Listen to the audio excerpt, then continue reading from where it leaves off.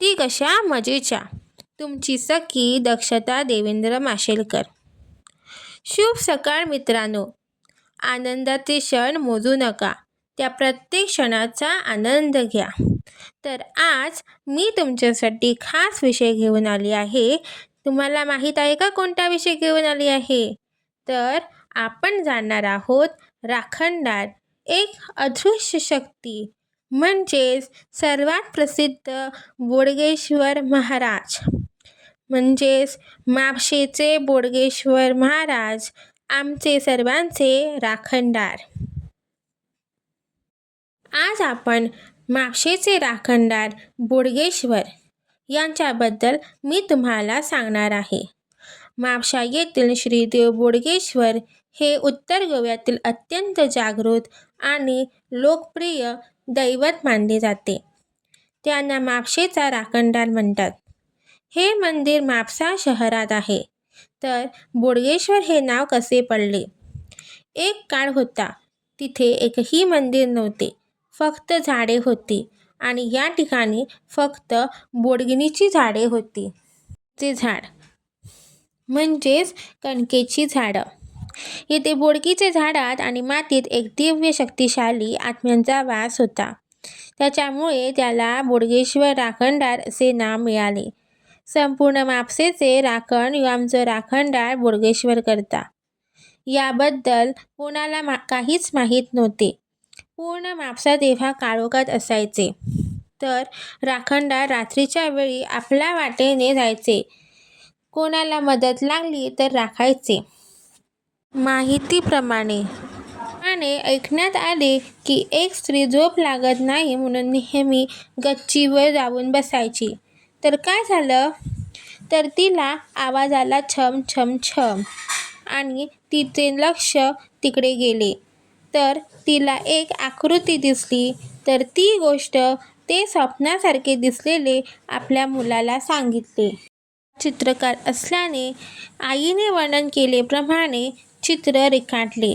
नंतर त्या चित्राचे मूर्ती बनवण्यात आली. ती मूर्ती एवढी सुंदर आहे. तर ही मूर्ती उभी असून देवाच्या एका हातात काठी आणि दुसऱ्या हातात मशाल आहे. मूर्तीला भव्य मिशा आणि डोक्यावर रंगीत फेटा अशा रुबाबदार स्वरूपात साकारण्यात आली आहे. हे मंदिर मुळात एका भोगिनी म्हणजेच केतकीच्या झाडाखाली स्थान होते. नंतर तिथे मंदिर बांधून ही मूर्ती स्थापित करण्यात आली. त्यांच्याकडे मागणी करतात आणि तो सर्वांची इच्छा पूर्ण करतो. वाट चुकलेल्याला दिशा दाखवतो, तर अडीअडचणींना धावून येतो. लोक नवस करतात आणि पूर्ण झाल्यावर न चुकता फेडायला येतात. भाविकांच्या नवसाला पावणारा देव म्हणून त्यांची खूप मोठी ख्याती आहे. बुधवार आणि रविवार दूरदूरचे लोक दर्शन घ्यायला येतात. त्यांची खूप मोठी जत्रा भरते. ही जत्रा दरवर्षी पौष महिन्यात साजरी करतात. भाविकांची अशी श्रद्धा आहे की देव बोडगेश्वर त्यांच्या नवसाला पावतो. जत्रेच्या वेळी भाविक देवाला केळी, फुले आणि नारळ अर्पण करून आपला नवस पूर्ण करतात. यातली सर्वात मोठ्या जत्रांपैकी एक आहे, जी अनेक दिवस चालते. मंदिराच्या आजूबाजूला खूप मोठी बाजारपेठ भरते, जिथे घरगुती वस्तू, कपडे, खेळणी आणि गोव्यातील पारंपरिक खाऊ जसे की खाजे, लाडू मिळतात. रात्रीच्या वेळी विविध सांस्कृतिक कार्यक्रम आणि दशावतार नाटक या जत्रेचे खास आकर्षण असते.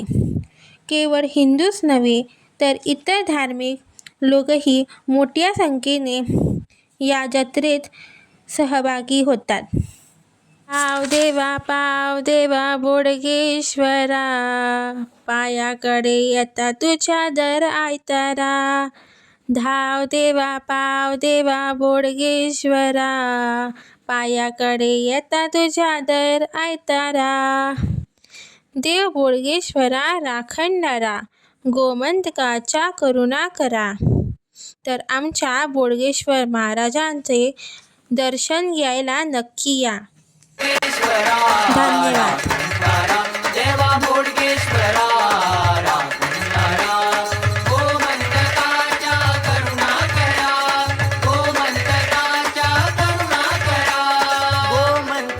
देवाच्या